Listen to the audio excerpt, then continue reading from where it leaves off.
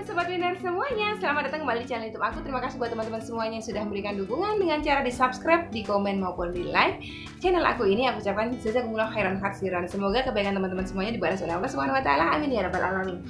Buat teman-teman semuanya masih belum memberikan dukungannya, silahkan di subscribe channel aku ini supaya aku lebih semangat lagi dalam mengupload video-video aku yang selanjutnya.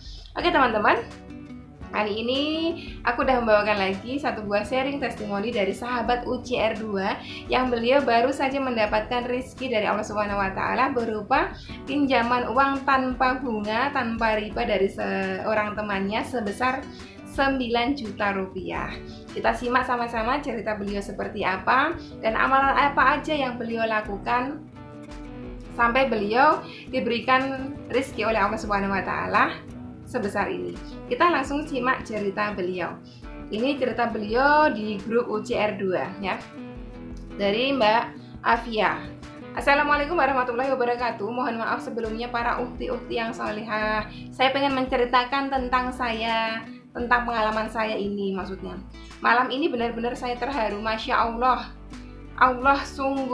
Masya Allah sungguh Allah maha baik banget sama saya. Walaupun saya ini berlumuran dosa, tetapi Allah begitu menyayangi saya. Alhamdulillah, saya ini habis sholat sunnah taubat, saya terus beristighfar sambil mengingat dosa-dosa yang pernah saya lakukan.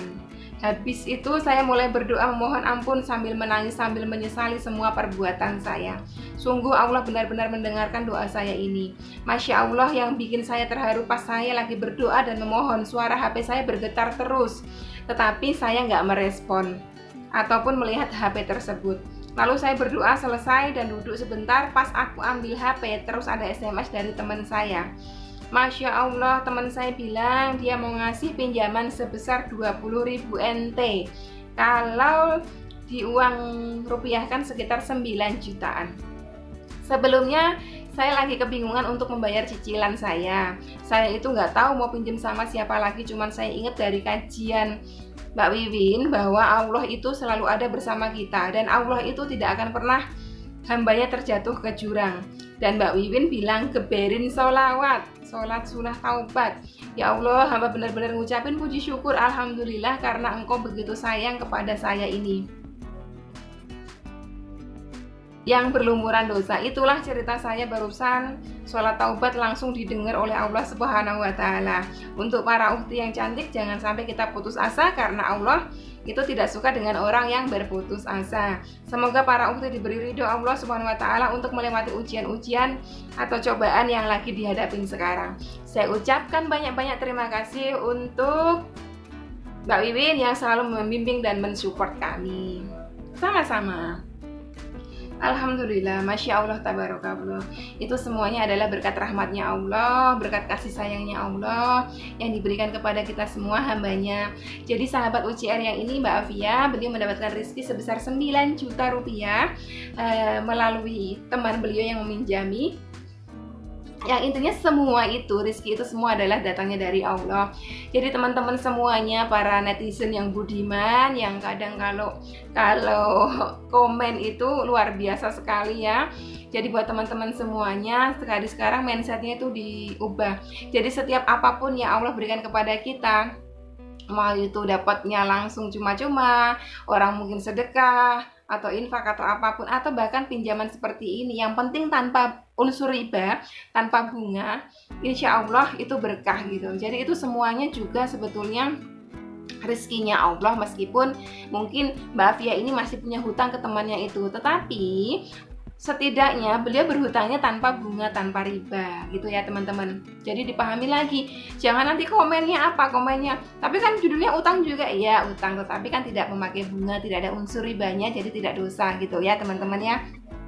Jadi hari sekarang ini mau cari pinjaman tanpa bunga susahnya luar biasa. Jadi kalau ada teman yang bersedia meminjamkan seperti itu, artinya apa? Semua itu berkat rahmatnya Allah.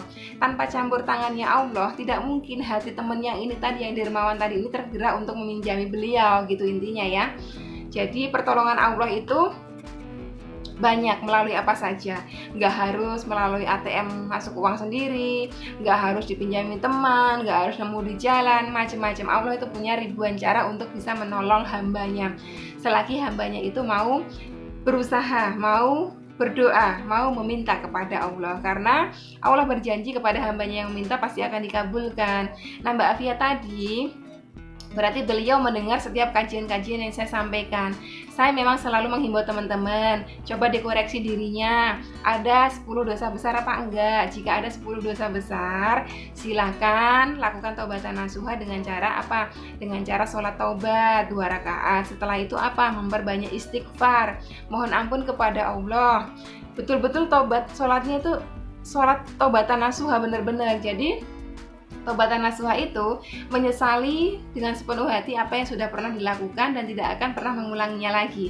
Berjanji tidak akan pernah mengulanginya lagi. Seperti itu. Dan setelah itu juga perbanyak sholawat. Sholawatnya apa? Terserah. Kalau teman-teman lebih senangnya sholawat Jibril, silahkan sholawat Jibril. Jika teman-teman sudah hafal sholawat munjiat, silahkan sholawat munjiat. Semua sholawat itu bagus. Perbanyak istighfar. Jadi setiap kali setelah sholat fardu ya, sholat fardu setelah salam, Assalamualaikum warahmatullahi wabarakatuh, Assalamualaikum warahmatullahi wabarakatuh, Astagfirullahaladzim, Astagfirullahaladzim, Astagfirullahaladzim, atau Astagfirullahaladzim wa atubu ilaih, Astagfirullahaladzim wa atubu ilaih, Astagfirullahaladzim wa atubu ilaih. Pernah saya sampaikan di video saya yang sebelumnya ya, bahwa istighfar ini selain memohon ampun kepada Allah, istighfar ini juga mendatangkan rizki ya. Ingat di mana? Dalam surah Nuh ayat ke-10 sampai dengan ke-11 bahwa di situ Allah berfirman, maka mintalah ampun kepada Tuhanmu, niscaya Allah akan menurunkan hujan yang sangat lebat dan memperbanyak harta bendamu. Jadi di situ sangat jelas bahwa istighfar ini juga bisa mendatangkan rizki. Jadi teman-teman silakan diperbanyak istighfar karena istighfar ini bagus sekali, mohon ampun kepada Allah, mendatangkan rezeki juga ya.